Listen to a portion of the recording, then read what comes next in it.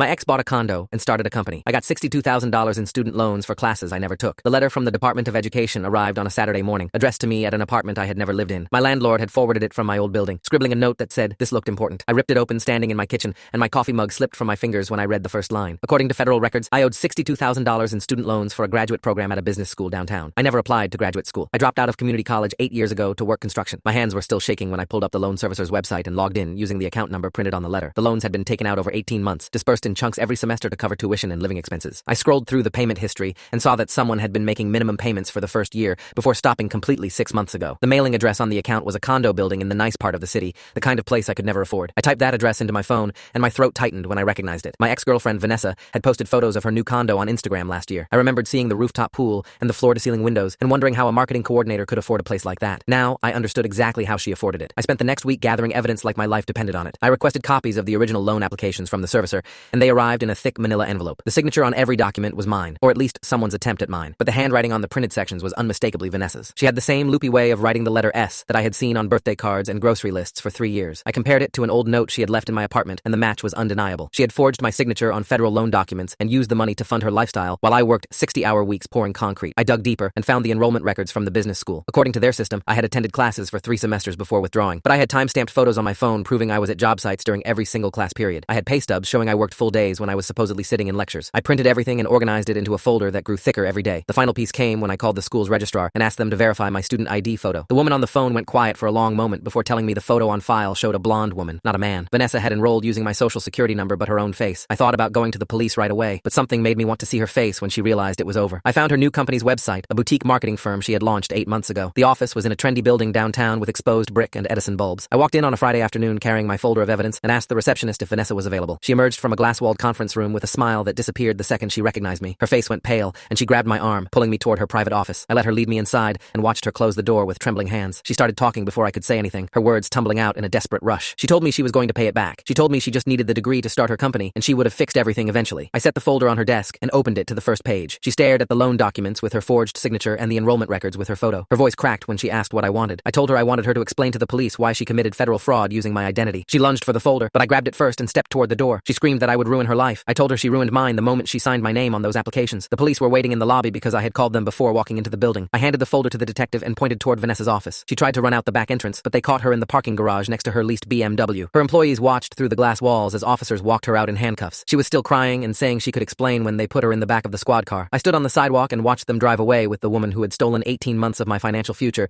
to build herself a life she never earned. Vanessa was charged with federal student loan fraud, identity theft, and forgery. Her company closed within a month, and she lost the condo 3 weeks after